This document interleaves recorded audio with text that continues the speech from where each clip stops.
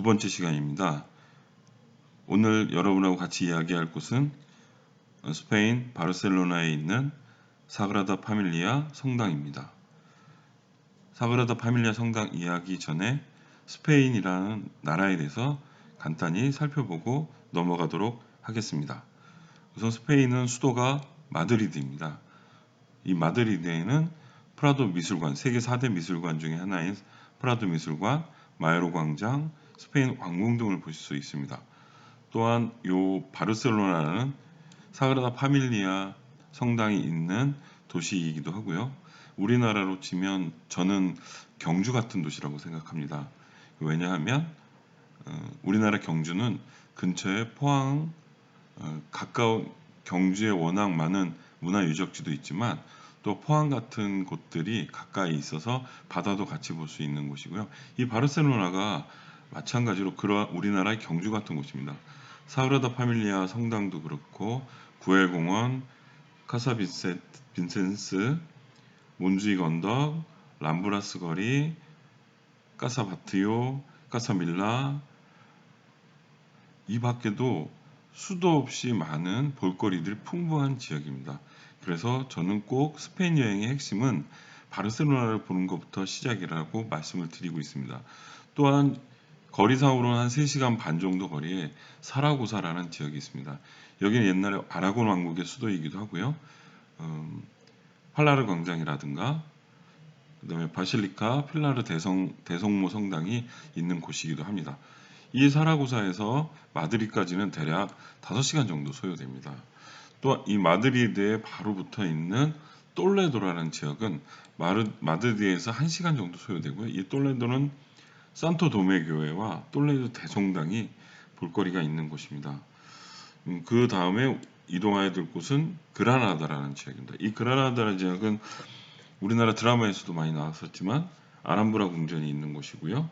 때문에 우리나라 현빈 씨가 주인공이었던 드라마였던 걸로 기억합니다. 하여튼 이 아람브라 궁전을 보러 이 그라나다라는 지역으로 이동하시게 됩니다. 또 그 옆에 있는 말라가라는 지역도 많이 방문하시게 되는데 여기는 해안 도시입니다. 그래서 말라 미술관이 있는데 그쪽에 가시면 피카소 작품을 보실 수 있습니다. 그 옆에 또 중요한 포인트인 세비야라고 되어 있는데 세비야가 있습니다. 세비야는 세비야 대성당, 그 다음에 하랄다탑, 스페인 광장, 마리아 루이사 공원이라든가 플라멩고 패키지 팀은 이 세비야에서 주로 플라멩고 관광을 하시기도 합니다.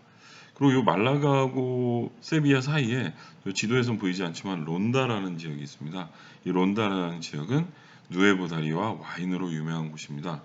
그리고 또 한 가지 좀 본다고 한다라면 이 알리칸테라는 지역이 있는데 바닷가 도시입니다. 알리칸테라는 지역이고 여기는 한국의 유학생들이 많이 가서 어학연수나 교환학생이라든가 이런 것들을 많이 하는 곳이고 그 위에 발렌시아라는 곳도 대단히 많이 방문하시는 지역 중에 하나입니다. 그럼 다시 바르셀로나 가서 이 바르셀로나에는 과연 어떠한 것들이 있는가를 좀 더 살펴보도록 하겠습니다. 네, 그럼 바르셀로나에 대해서 보도록 하겠습니다. 우선 바르셀로나는 지도에서 보시다시피 바다에 인접해 있습니다. 바다에 인접해 있고요. 비행기를 타고 대부분 들어가시겠지만 이 바르셀로나 엘프라트 공항에서 이 바르셀로나 시내까지 들어가시는 데는 대략 한 40분 정도 소요됩니다. 길이 잘 되어 있고 이 바르셀로나에서 이 엘프라트 공항까지는 까탈루냐 광장이 있습니다. 까탈루냐 광장에서 공항버스를 타시면 한 40분 정도 소요되기 때문에 이동하시기도 상당히 편합니다. 그럼 바르셀로나의 각 개별 관광지에 대해서는 제가 사진 자료를 통해서 설명을 같이 할 거고요. 대략 바르셀로나는 도시가 어떻게 생겼고 또 어디를 가면 뭘 볼 수 있구나. 그래서 왜 사람들이 바르셀로나 하는구나 라는 이야기를 좀 드리려고 합니다. 여행은 물론 여러 가지 사람에 따라서 여행을 규정짓는 여러 이야기들이 있지만 저는 제 개인적으로는 여행은 동선이 보여야 된다고 생각이 듭니다. 그 동선이 보이면 내가 그 여행을 이해하는데 한층 더 좀 편해지는 경향이 좀 있습니다. 그래서 자꾸 제가 지도를 보여드리게 되는데요. 좀 이해해 주시고요. 우선은 좀 보면 이 바르셀로네타라는 해변입니다. 이 해변에는 많은 관광객들이 몰리기도 하고요. 실질적으로 이 W 바르셀로나라는 호텔이 있습니다. 이 해변을 통틀어서 가장 멋있는 건물이고요. 이 해변은 실질적으로 여름에도 많은 관광객들이 와서 놀고 즐기는 곳입니다. 너무 바다도 예쁘고요. 그 다음에 또 아무래도 스페인 바르셀로나의 중심은 여기에 있는 스페인 광장과 카탈루냐 광장입니다. 이 카탈루냐 광장은 요 라보케리아라는 자세히 보시면 이 라보케리아라는 곳은 어디냐면 흔히 말하는 바르셀로나의 식탁이라고 얘기합니다. 바르셀로나 부엌이라고 얘기를 합니다. 모든 식탁에 올라가는 모든 재료들을 파는 아주 큰 시장이고요. 여기가 다 람브라스 거리입니다. 그래서 이 카탈루냐 광장에서부터 요 거리를 다 그 람브라스 거리라고도 얘기를 하고요. 요 거리뿐만 아니라 요 카탈루냐 광장과 연결되어 있는 대부분의 거리들은 그런 비슷한 포맷들을 가지고 있습니다. 공항버스는 여기서 타시고요. 그 다음에 요 스페인 광장으로 좀 이동을 해보면 이 스페인 광장에는 좀 더 확대해서 보도록 하겠습니다. 요 스페인 광장에는 두 번째 번화가입니다. 번화가고 여기에는 스페인 광장을 자세히 보시면 스페인 광장도 역시 카탈루냐 광장처럼 주변에 많은 큰 쇼핑몰, 백화점들이 있습니다.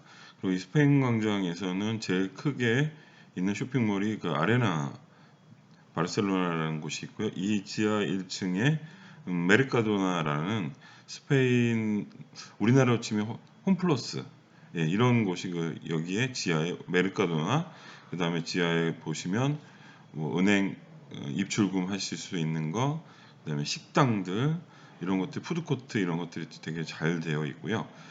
하지만 여기서 좀 주의하셔야 될 게 있어요. 요 아레나 쇼핑몰 지하 같은 경우에 지하 1층까지만 관리인이 있고 지하 2층서부터 관리인이 없습니다. 그래서 렌트카 차량을 타겟으로 하는 차량 처리범들이 출몰하는 곳이기도 합니다. 그래서 이쪽에 만약에 주차하실 경우에는 그런 차 안에 있는 소지품들을 각별히 조심하셔야 하는 부분이 있습니다. 그리고 요 건너편에 보시면 여기 보입니다. 경찰청 건물이 있습니다. 경찰청 건물이 바로 앞에 있음에도 불구하고 그런 일이 벌어진다는 게 좀 아이러니한데요. 하여간 여기 스페인 광장도 또한 제2의 번화가라고 보실 수 있습니다. 그러면 이제 시내로 좀 이동을 해보도록 하겠습니다.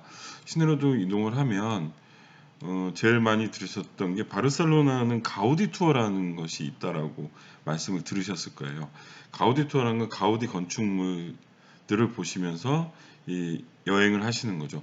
그 중에 이제 대표적으로 이 카사밀라, 그 다음에 좀 더 확대해서 보면 카사바티오가 요 그라시아스 거리라는 큰 대로변입니다. 엄청 큰 도로고요.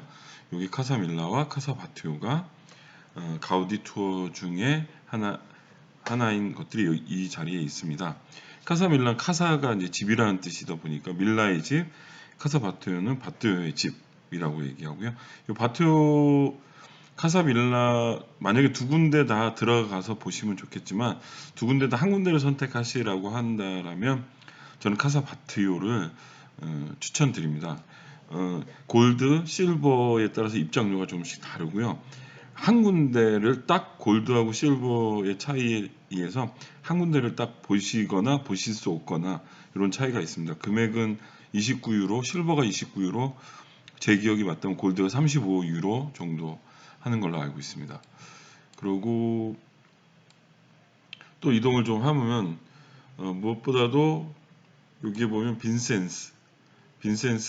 카사 빈센스가 있고요. 여기도 역시 마찬가지로 빈센스의 집이라는 거죠. 여기도 역시 가우디 투어의 핵심적인 부분이고요. 그 다음에 제가 이번 두 번째 이야기에서 가장 이야기를 많이 할 사그라다 파밀리아 성가족 성당의 모습입니다.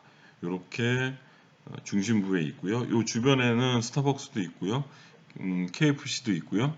식당들이 많이 있습니다. 그래서 여기를 관광하시고 배가 고프시면 이 주변의 식당들에서 식사를 하시기가 좀 편하세요. 이렇게 사그라다 파밀리아도 보시고 좀 더 이제 북쪽으로 이동하시면 여기 벙커라는 곳이 보입니다. 이 벙커는 말 그대로 우리가 전쟁 때 뭐 폭격을 피하기 위해서 내지 날아가는 비행기를 맞추기 위해서 이렇게 벙커라는 거 짓잖아요. 이곳이 바로 이제 그런 곳입니다.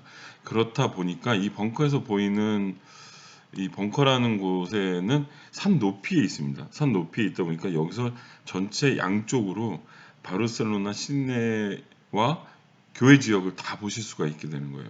특히나 이 벙커에서 바라보는 이쪽 사그라다 파밀리아 성당과 바르셀로네타 해변의 모습은 너무나 아름답습니다.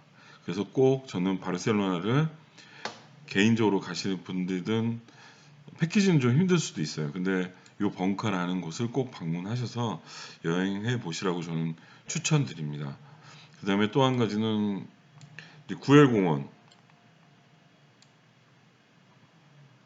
요, 요 보시면 구엘공원입니다. 구엘공원은 지금 가시면 약간 실망하실 수 있어요. 왜냐하면 공사를 너무 많이 하고 있습니다. 공사를 너무 많이 하고 있어서 구혜공원 약간 실망하실 수도 있지만 그래도 구혜공원에서 사진 찍는 포인트들이 있기 때문에 방문해 보시는 것도 좋다고 생각됩니다. 그러면 전체적으로 이렇게 좀 다시 한번 보면 이렇게 두 개의 광장과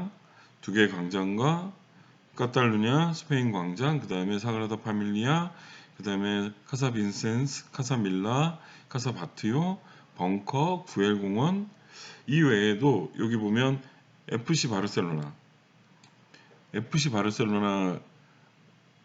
가시면 FC 바르셀로나의 캄노우 축구장도 보시고 그 옆에 바로 박물관이 붙어 있고 그 옆에 기념품 샵들도 있습니다. 그래서 이쪽도 방문하시는 것도 추천드리고요. 좀 제가 화면을 좀 줌아웃하는 이유는 멀리 있는 몬세라트라는 지역 때문에 합니다. 대략 바르셀로나에서 고속도로 이용하시면 1시간 정도. 그래서 요 몬세라트 수도원은 제가 따로 설명을 드리겠지만 이렇게 이렇게 해서 전체적으로 바르셀로나 투어를 하실 수 있습니다. 그래서 바르셀로나는 제가 전에도 말씀드렸지만 경주 같은 곳이다. 왜냐하면 경주에 가면 첨성대도 있고 불국사도 있고 그다음에 근처 포항에 가면 바다도 있고 막 이렇잖아요. 여기도 마찬가지입니다. 사그라다 파밀리아도 보고 벙커도 보고 구엘공원도 보고 몬세라트도 보고 바르셀로나 해변도 보고 한 도시에 이렇게 많은 것들을 볼 수 있는 도시가 얼마나 있을까라는 생각이 좀. 네, 그럼 사그라다 파밀리아 성가족 성당에 대해서 말씀드리도록 하겠습니다. 지금 보이시는 곳은 정문에서 사그라다 파밀리아 입장을 할 때 보여지는 방면입니다. 이쪽이 탄생의 문이고요. 탄생의 파사드라고도 하고 탄생의 문입니다. 여기 밑에 철망이 보이실 텐데요. 여기로 입장을 해서 요 위로 나오게 되어 있습니다. 여기서 나와서 여기부터 관람을 좀 시작하시게 될 겁니다. 성가족 성당은 가우디가 설계한 성당입니다. 1883년에 시작했고 1926년에 가우디가 사망할 때까지 계속 지어진 성당이고요. 가우디 사망 100주년을 기념해서 2026년에 완공될 예정이라고 합니다. 지금도 공사가 많이 진행되고 있고요. 출입구는 탄생의 문과 순환의 문 두 가지로 되어 있고요. 이 파사드 탑은 탄생의 파사드, 순환의 파사드, 그다음에 영광의 파사드인데 영광의 파사드는 시작한 지가 한 지금 5, 6년뿐이 되지 않아서 아직 완공되어 있지는 않습니다. 그럼 다음 화면을 보도록 하겠습니다. 좀 이 탄생의 문을 가까이서 들여다보면 이와 같이 보입니다. 특히 지금 문에서 보이시는 이쪽 방면에서 약간 밑으로 내려가시면 오디오를 빌려줍니다. 오디오를 가지고 보셔야지만이 이 성당의 세세한 정보들을 아실 수 있습니다. 그래서 꼭 오디오를 먼저 빌리시고요. 문으로 들어가 보도록 하겠습니다. 문을 확대해서 보면 이렇게 제일 중심에 아기 예수의 탄생과 그것을 경배하는, 그것을 칭송하는 이런 조각들이 되어 있습니다. 그래서 하나하나에 나름의 의미들이 있고요. 이 오디오 기계를 계속 들으시면, 귀에다 대고 들으시면 이것에 대한 자세한 설명들을 해주고 있습니다. 그 다음 요 하나하나의 조각을 이렇게 완성도 있게 해놨다는 것이 정말로 대단하다고 생각이 듭니다. 이 방면은 순환의 문입니다. 요 보시다시피 요 문 위로 예수 그리스도가 십자가에 못 박혀 계시고 탄압받는, 예수 그리스도가 탄압받고 이런 장면들을 묘사해 놓은, 이런 장면들이 조각되어 있는 쪽이 이제 순환의 문이고요. 요 오른쪽 사진에 보시면 여기에 승천하는 예수상이 조각되어 있습니다. 여기서도 요 위쪽에 이렇게 보이시는데 요것들을 자세히 보시면 나름대로 되게 많은 의미들을 함의하고 있다고 생각이 듭니다. 이건 제가 좀 확대해서 보는 거고요. 요 순환의 문 쪽에서 바라보는, 그 다음에 십자가를 메고 오르시는 예수님, 그 위에는 십자가 못 박히신 예수님, 이런 부분들이 잘 묘사되어 있습니다. 요 조각상은 좀 유념해서 보셔야 하는데, 이런 조각의 패턴은 몬세라트에 가보시면 들어가는 입구에 바로 아주 동일한 예수 그리스도 상이 있습니다. 근데 같은 작가가 조각을 했다라고 합니다. 이렇게 이건 승천하는 예수장이고요. 입장권을 이건 인터넷으로 예약한 건데요. 입장권을 보면 사그라다 파밀리아 성당에 입장하는 거고요. 중요한 건 시간대입니다. 입장 시간 표시되어 있고요. 원래는 탄생의 파사드를 보기로 10시 15분에 예약되어 있고 9시 30분부터 입장이 가능합니다. 성인이고요. 요금이 표시되어 있습니다.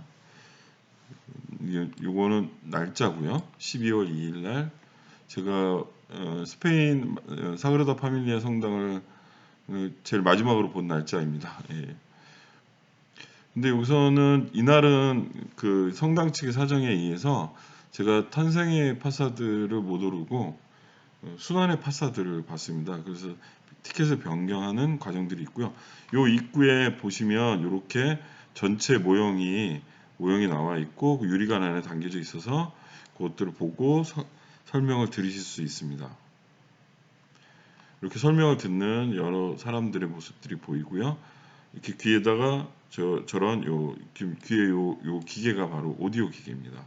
무료로 빌려줍니다.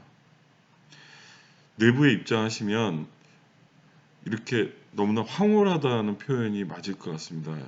내부에서는 이런 큰 기둥 4개와 보조 기둥들이 성당의 내부 천정을 이렇게 보여주고 있습니다. 여기는 저의 설명보다는 사진만 보셔도 너무나 예쁘다고 생각됩니다. 그래서 여기서는 사진만 제가 보여드리도록 하겠습니다.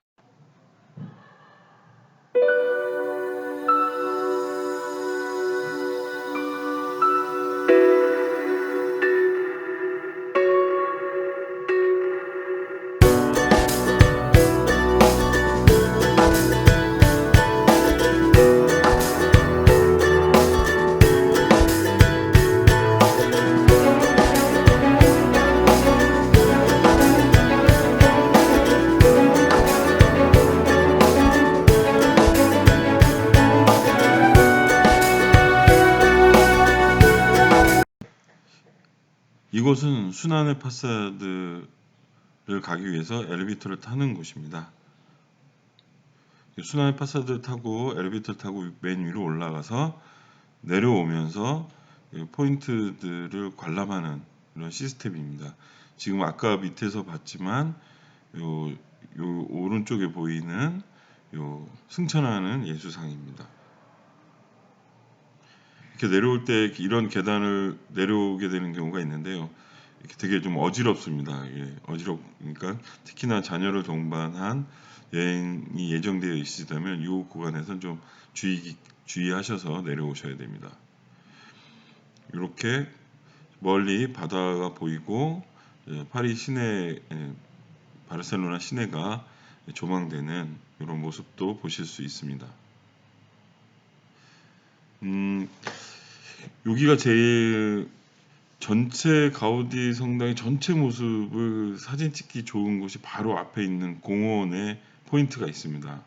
그래서 바로 이 탄생의 문 건너편에 보시면 길을 건너오시면 공원이 있습니다. 그 공원 중간으로 들어오시면 사진을 찍는 사람들이 줄 서서 요 화면을 담기 위해서 줄을 서고 있습니다. 그래서 이 부분에서 사진을 찍으시면 사그라다 파밀리아 성당을 가장 잘 찍으실 수 있는 포인트입니다.